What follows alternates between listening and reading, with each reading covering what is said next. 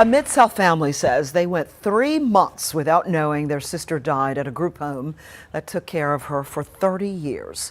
Fox 13 learned in many instances, families who give up their conservator rights will go without knowing the status of their loved one, especially if there is little or no communication. Fox 13's Jeremy Pierre has more.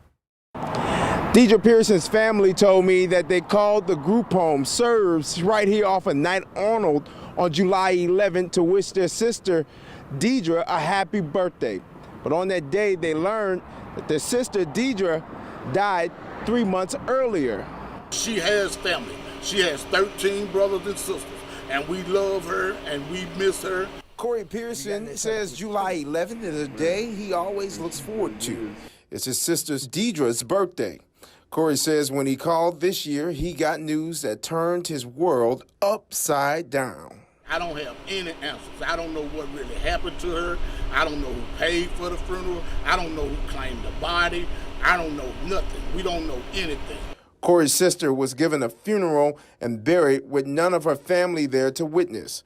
Serves, a home that serves people with disabilities, took care of Deidre for decades. Corey explained that his sister went to Serves for constant care as a teen for mental disabilities. Corey says his family needed help caring for Deidre as she got older. I reached out to Serves through email, and they released this statement to me. Due to HIPAA restrictions, we are unable to provide in-depth details about Miss Pearson, her relationship with her family, or the name of her conservator. The only detail we can release is that we supported her for nearly 30 years.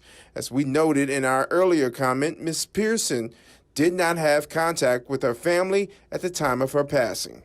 Attorney Arthur Horn says when it comes to loved ones with disabilities who are not in their family's care and conservative rights are given to someone outside of the family, notifications are limited. From a legal perspective, I'm not sure if they have a duty to do that. From a heartfelt, my loved one has passed away kind of perspective, I think it's the right thing to do. But I think we see this all the time with people who become wards of the state. Horn says the most important thing families in this situation need to remember is constant contact. You want to keep in contact with have regular contact and regular visitations with your loved ones, even though the state may be their conservator.